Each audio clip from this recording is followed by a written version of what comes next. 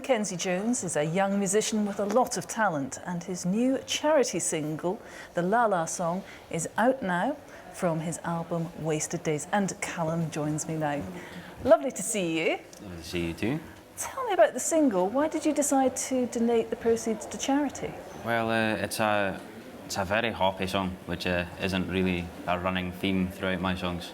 Quite a lot of my songs are deep and depressing, I guess. But yeah, so this one's sort of very different from anything else I've ever done before, and it comes across as just a very light-hearted track. So we decided it's probably the best one to do as a charity single. So yeah, sort of just. And what particular charity benefits? There's 3 of them actually. So it's going. The first one's Beach Stock, which is helping kids in Nepal after earthquakes. Also helping Logan's Fund, which is quite local around here. So that's families with kids with cancer, helping them get the treatment and the support that they need. And the last one's Wave Radio, which I'm a presenter there. So.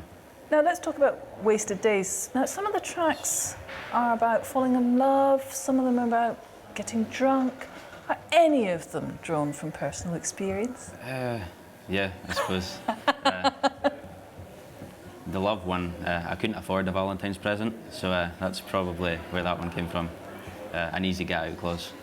But yeah, that's where that came from.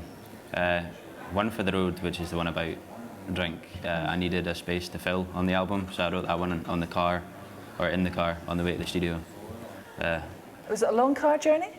It was from Bucky, so just the other side of Elgin, to the Black Isle, so probably about an hour and a half. That's amazing, a song in an hour and a half.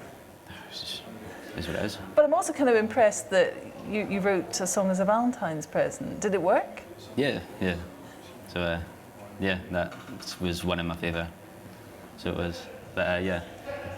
Now, how old were you when you realised that you wanted to make music your career choice? I started writing and playing at my local open mic night, which is just across the road from my house actually. I started playing at that when I was 13, started writing songs when I was 13. And it's just sort of, it's an outlet of expression really. So do you think you're a different person when you're on stage? Yeah. There's a lot of stuff goes on stage which doesn't happen. Like obviously you feel nerves on stage which you don't when you're off of it and all that sort of thing, but it just works in coordination with each other and it gets out there really. So I feel a lot more stable. You've been appearing at open mic nights since the age of 13. Is it?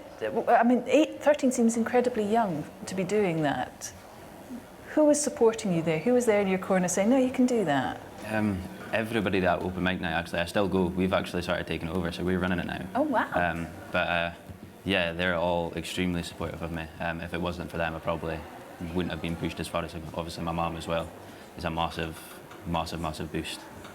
Are you still sort of balancing this with school, or? Yeah. I've just gone into 6th year, so yeah.